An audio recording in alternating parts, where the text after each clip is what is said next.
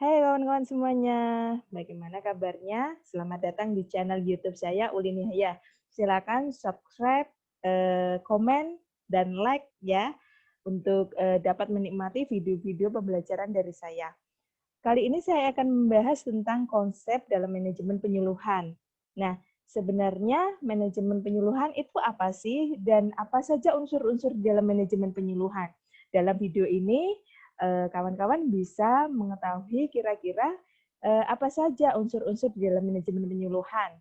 Nah, terlebih dahulu, sebelum saya membicarakan tentang manajemen penyuluhan, kawan-kawan mungkin harus mengetahui sebenarnya proses penyuluhan itu apa saja. Nah, saya akan menjelaskan tentang proses penyuluhan terlebih dahulu. Yang pertama-tama, tentu kawan-kawan harus mengetahui penyuluhan itu apa. Nah, penyuluhan berasal dari kata suluh, yang berarti obor atau penerangan ya. Seperti yang kita ketahui bahwa penyuluhan ini dapat dimaknai dalam kamus sebagai proses atau cara menyuluh atau bentuk penerangan. Beberapa pengertian oleh para ahli terkait dengan penyuluhan, diantaranya yang pertama, Van den Bent ini menyebutkan bahwa penyuluhan merupakan proses keterlibatan seseorang untuk melakukan komunikasi informasi secara sadar dengan tujuan membantu sesamanya memberikan pendapat sehingga bisa membuat keputusan yang benar. Nah, jika hal ini dimaknai bahwa ternyata proses penyuluhan ini merupakan proses sadar bahwa terdapat sasaran dan binaan dalam penyuluhan yang siap untuk mendapatkan transfer ilmu, mendapatkan informasi berasal dari penyuluh kepada sasaran atau binaan. Nah, pendapat yang kedua oleh Mardikanto. Mardikanto menyebutkan bahwa proses penyuluhan ini sebagai proses komunikasi pembangunan. Jadi penyuluhan tidak sekedar upaya untuk menyampaikan pesan pembangunan, tetapi lebih dari ini, untuk mengembangkan partisipasi masyarakat dalam pembangunan. Nah, masyarakat dalam hal ini menjadi sasaran atau binaan. Mereka berhak mendapatkan informasi terkait dengan pengembangan pemberdayaan di masyarakat, juga bagaimana hasil untuk selanjutnya proses di dalam pembangunan. Dalam proses ini, masyarakat secara sadar bahwa penyuluhan bukan hanya proses untuk menyampaikan informasi, tetapi mereka secara sadar mau untuk disuluh, seperti itu. Maka dengan kata lain, saya menyimpulkan kegiatan penyuluhan tidak berhenti pada penyebar luasan. Ingat, tidak berhenti pada kegiatan penyebar luasan informasi atau inovasi dan memberikan penerangan, tetapi merupakan proses yang dilakukan secara terus-menerus, sekuat tenaga, sekuat pikiran, memakan waktu yang melelahkan sampai terjadinya perubahan perilaku yang ditujukan oleh penerimaan manfaat penyuluhan. Atau dalam hal ini klien penyuluhan atau bisa disebut sasaran atau binaan. Maka kegiatan penyuluhan tidak hanya dilakukan satu kali, dua kali, tetapi secara kontinu atau terus-menerus. Lalu selanjutnya, sebenarnya kegiatan dalam rangka penyuluhan apa saja? Mari kita simak. Yang pertama adalah penyebar luasan. Penyebar luasan atau extension dalam penyuluhan ini diartikan sebagai proses penyebar luasan informasi tentang ilmu pengetahuan, teknologi, dan seni yang dihasilkan oleh perguruan tinggi ke dalam praktek atau kegiatan praktis. Jadi, dalam hal ini, penyebar luasan informasi ini bisa berupa inovasi teknologi yang terbaru, bisa bentuknya pengetahuan atau seni yang dihasilkan oleh perguruan tinggi. Lanjut. Nah, implikasi dari kegiatan penyebar luasan ini, yang pertama, sebagai agen penyebar informasi, penyuluh tidak hanya menunggu aliran informasi dari sumber-sumber informasi.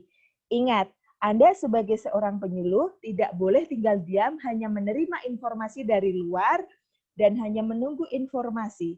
Tetapi Anda harus juga aktif berburu informasi yang bermanfaat atau dibutuhkan oleh masyarakat yang menjadi klien Anda.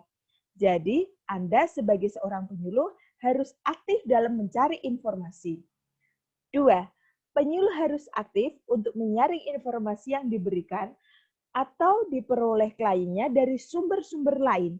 Beberapa informasi semisal dari internet, informasi dari pemerintah, atau berupa himbauan, ini harus disaring terlebih dahulu sebelum disebarluaskan kepada masyarakat.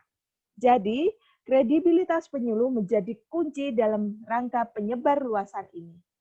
3. Penyuluh perlu lebih memperhatikan informasi dari dalam, baik yang berupa kearifan tradisional maupun indigenous teknologi. Dapat disimpulkan bahwa ketika Anda melihat beberapa kearifan tradisional yang merupakan kebudayaan lokal atau kearifan tradisional di dalam masyarakat, Anda bisa memasukkan nilai-nilai di dalamnya. Seperti itu. Lanjut. Nah, beberapa kegiatan tadi, selain penyebarluasan informasi, di sini ada penerangan atau penjelasan. Penerangan atau penjelasan ini dapat dimaknai sebagai proses penerangan. Jadi, kegiatan penyuluhan tidak hanya terbatas pada penerangan, tapi menjelaskan. Seseorang penyuluh bukan hanya sebagai agen untuk mendapatkan informasi, tapi dia harus bisa menjelaskan informasi yang akan disampaikan kepada sasaran yang akan menerima manfaat secara langsung dalam penyuluhan. Selanjutnya ada yang namanya pendidikan nonformal. Pendidikan nonformal di sini adalah pendidikan di luar sekolah.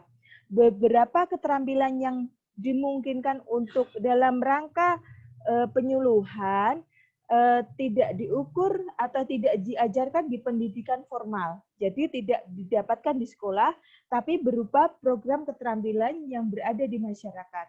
Jadi kegiatan penyuluhan ini mampu menumbuhkan kesadaran sikap, pengetahuan, keterampilan baru yang mampu mengubah perilaku kelompok sasaran ke arah kegiatan dan kehidupan yang lebih mensejahterakan setiap individu, keluarga, maupun masyarakat. Jadi, pendidikan nonformal ini bentuknya berupa keterampilan nonformal yang didapatkan dari lingkungan masyarakat atau penyuluh yang andil di dalamnya. Selanjutnya, kegiatan dalam rangka penyuluhan adalah adanya perubahan perilaku. Perubahan perilaku di sini adalah merupakan kegiatan penyebarluasan informasi dan penjelasan yang diberikan sehingga dapat merangsang terjadinya proses perubahan perilaku yang dilakukan melalui proses pendidikan tadi. Nah, hal ini bisa dicontohkan ketika adanya teknologi informasi yang masuk ke dalam desa, ini menyebutkan bahwa adanya perubahan gaya hidup di dalam masyarakat. Masyarakat akan lebih memanfaatkan teknologi untuk hal-hal yang sifatnya praktis.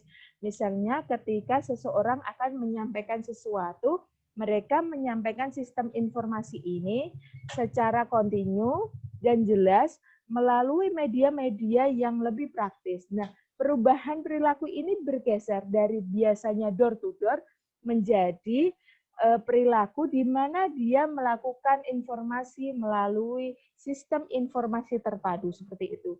Bukan hanya itu, perubahan perilaku ini bisa di-follow up dengan kegiatan berupa program dari pemerintah.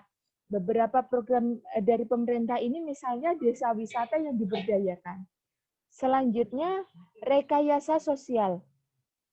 Rekayasa sosial merupakan segala upaya yang dilakukan untuk menyiapkan sumber daya manusia agar mereka tahu, mau, dan mampu memberdayakan atau melaksanakan peran sesuai tugas pokok dan fungsinya dalam sistem sosial mereka. Nah, rekayasa sosial ini bisa dilakukan melalui program-program yang dicanangkan oleh pemerintah. Misalnya, program yang diberikan oleh wali kota diberdayakan kepada masyarakat-masyarakat yang ada di sekitarnya untuk menjadi proyek atau project dari wisata yang lain. Lalu ada yang namanya pemasaran inovasi. Pemasaran inovasi yang dimaksud adalah penerapan konsep atau teori pemasaran dalam perubahan sosial.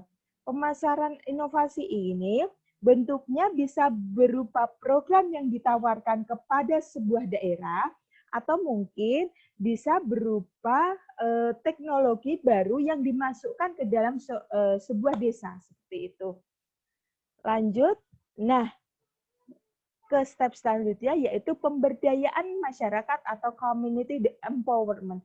Pemberdayaan masyarakat ini bentuk pemberdayaan kemampuan dari masyarakat di mana stakeholder yang berada di dalamnya ini turut serta untuk memberdayakannya. Misalnya stakeholder ini bisa dari penyuluh, LSM, atau dari pemerintah desa yang menginginkan adanya pemberdayaan di masyarakat. Kita contohkan program pemberdayaan ini adalah misalnya pemberdayaan desa wisata berbasis bahari. Nah, di mana desa wisata berbasis bahari ini desa yang memang berada di pesisir pantai, berada di lingkungan dekat laut, dan mereka ingin mengembangkan potensi. Awalnya mereka hanya punya kemampuan untuk menjadi seorang nelayan saja misal, tapi bisa dengan program pemberdayaan yang lain, misalnya pemanfaatan ikan digunakan untuk produk-produk yang memang bisa diekspor ke luar negeri. Nah, itu. Selanjutnya ada penguatan komunitas atau community setting, di mana penguatan kemampuan yang dimiliki oleh individu dalam masyarakat, kelembagaan maupun hubungan atau jejaring individu, kelompok, organisasi sosial, serta pihak lain di luar sistem masyarakat sampai di arah global. Jadi, bagaimana pemberdayaan yang tadi disebutkan di dalam poin pertama terkait dengan community empowerment, ini kemudian terfasilitasi dengan penguatan komunitas. Jadi, program pemberdayaannya lebih dari itu. Nah, setelah kita mengetahui beberapa kegiatan-kegiatan dalam rangka penyuluhan, kita sudah mulai tercerahkan bahwa ternyata penyuluhan bukan hanya sekedar penyebar luasan informasi. Beberapa kegiatan-kegiatan yang ada di dalam penyuluhan beraneka ragam. Jadi, sudah sepatutnya Anda sebagai penyuluh mengetahui peran dan tugas Anda sebagai penyuluh. Beberapa peran atau tugas ini diantaranya yang pertama, sebagai motivator, yaitu mendorong masyarakat untuk melakukan perubahan.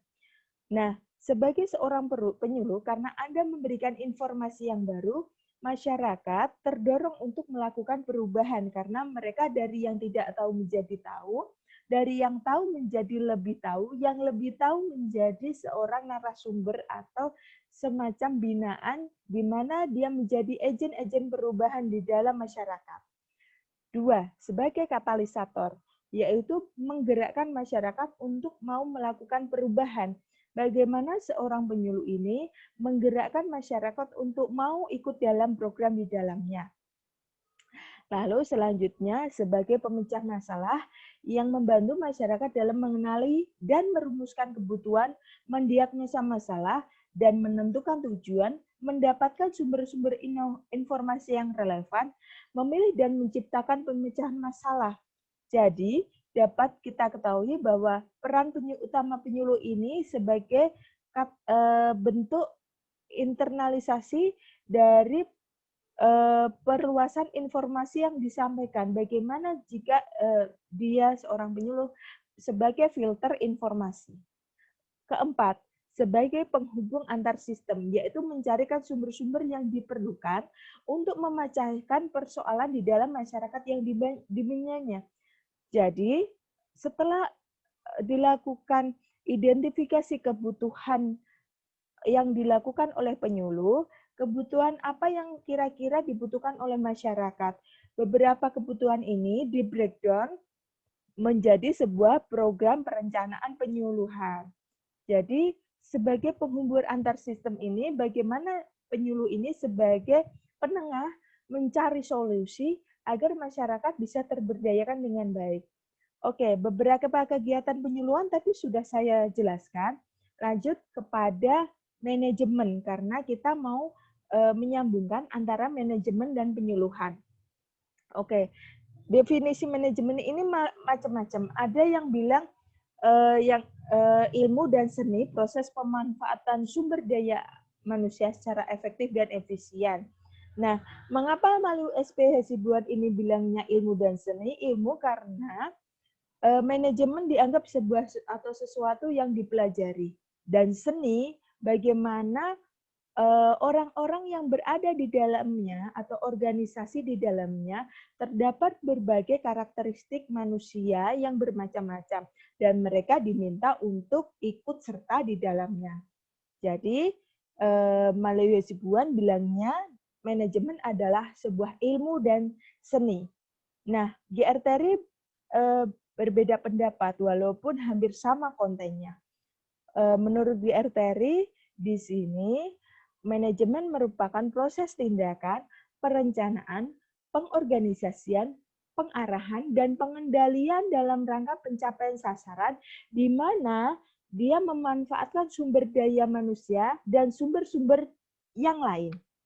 Lalu, Tehani Handoko menambahkan lagi bahwa ternyata kegiatan manajemen merupakan kegiatan menginterpretasikan dalam rangka pencapaian tujuan untuk melaksanakan fungsi-fungsinya. Fungsi-fungsi yang dimaksud adalah fungsi atau alat berupa perencanaan, pengorganisasian, penyusunan personalia, pengarahan, kepemimpinan, dan pengawasan. Lanjut kepada unsur-unsur di dalam manajemen, di dalamnya beberapa unsur-unsur di dalamnya adalah man, yaitu orang yang berada di dalam organisasi. Yang kedua, money. Ketiga, method. Keempat, material. Kelima, machine. Keenam, market. Dan 7, information. Yang disebut dengan 6M1I di dalam manajemen penyuluhan. Jika diimplementasikan, beberapa unsur-unsur manajemen ini diantaranya adalah man, yaitu penyuluh, dan money, penganggaran kegiatan dalam penyuluhan. Methods adalah metode dalam rangka penyuluhan atau pendekatan yang dilakukan. Material yaitu sasaran atau binaan dalam penyuluhan. Machine adalah media dalam rangka penyuluhan. Market yang dimaksud adalah stakeholder yang berkaitan dengan program penyuluhan. Dan informasi adalah teknologi dan sistem informasi dalam rangka pengembangan penyuluhan. Lanjut, dalam prinsip manajemen terdapat beberapa prinsip-prinsip dalam rangka pelaksanaan manajemen penyuluhan. Di antara prinsip-prinsip ini terdapat 1, pembagian kerja. Dalam manajemen terdapat pembagian kerja di mana tanggung jawab itu melekat di dalam sebuah organisasi. Yang kedua, ada disiplin. Disiplin karena anggota organisasi di dalam manajemen tersebut ikut serta di dalamnya sehingga ketika kedisiplinan itu ada yang namanya sanksi dan reward. Ada punishment and reward. Selanjutnya, kesatuan pengarahan. Kesatuan pengarahan yang disebut adalah bentuknya komando. Komando yang dimaksud adalah bentuknya kepemimpinan, di mana pengarahan yang dimaksud dilakukan oleh satu orang. Dan ada bentuknya penggajian pegawai, rangkaian perintah, keadilan, prakarsa, wewenang dan tanggung jawab, kesatuan perintah, subordinari, pemusatan, ketertiban, stabilitas masa jabatan, dan semangat kesatuan. Jadi di dalam manajemen, prinsip-prinsip ini harus diterapkan dalam rangka pengelolaan efektivitas dan efisiensi kegiatan. Lanjut kepada fungsi dalam manajemen penyuluhan. Fungsi manajemen penyuluhan di sini bukan fungsi sebagai manfaat, tapi fungsi di sini dimaksudkan adalah alat dalam rangka kegiatan manajemen. Fungsi atau alat di sini adalah bentuknya beberapa kegiatan yang dilaksanakan dalam rangka manajemen penyuluhan. Kegiatan yang pertama adalah perencanaan penyuluhan, yang kedua pengorganisasian penyuluhan, yang ketiga adalah pelaksanaan penyuluhan, dan keempat monitoring dan evaluasi penyuluhan, di mana kegiatan-kegiatan fungsi manajemen penyuluhan akan saya bahas di video selanjutnya. Selanjutnya kita akan membahas mengapa mengapa pentingnya manajemen dalam kegiatan penyuluhan. Nah, mengapa manajemen dalam penyuluhan diperlukan dan penting? Yang pertama, beberapa pekerjaannya tidak mungkin dilakukan oleh satu atau dua orang. Pekerjaannya sulit, tidak mungkin dilakukan oleh seseorang. Sehingga dibutuhkan beberapa pembagian kerja, tugas, dan tanggung jawab dalam penyelesaian, di mana manajemen merupakan kunci dalam pelaksanaan tugas tersebut. Di dalam manajemen terdapat pembagian tugas yang melekat kepada anggota sehingga dia terdapat wewenang dan tanggung jawab. Selanjutnya, pekerjaan yang menggunakan manajemen yang baik, maka akan meningkatkan daya guna dan hasil guna. Karena apa? Dengan adanya manajemen yang jelas, dengan adanya perencanaan yang jelas, pekerjaan jelas, tidak terjadi pemborosan, maka tercipta efektivitas dan efisiensi dalam sebuah kegiatan. Selanjutnya, mengurangi pemborosan. Penganggaran yang sudah dilaksanakan sebelumnya di dalam manajemen, maka tidak mungkin terjadi pemborosan. Kegiatan tersebut sudah dirancang, dijadwalkan, dan direncanakan di awal, sehingga ketika ada pengurangan kegiatan, terdapat pengendalian. Keempat, menetapkan tujuan dan usaha dengan 6M1I dalam proses manajemen. Kelima, kemajuan dan pertumbuhan. Keenam, pencapaian tujuan teratur, karena di dalam manajemen ini terdapat rentang waktu dalam pelaksanaan. Selanjutnya, pedoman pikiran dan tindakan, di mana dalam kegiatan manajemen ini sebagai bentuk rank atau bentuk arahan yang dilaksanakan dalam sebuah kegiatan. Oke, terima kasih kawan-kawan telah menyaksikan video ini. Saksikan video saya selanjutnya terkait dengan perencanaan penyuluhan selanjutnya. Untuk tetap ikuti video saya, silahkan klik subscribe channel dan like, komen di channel YouTube saya. Sampai jumpa.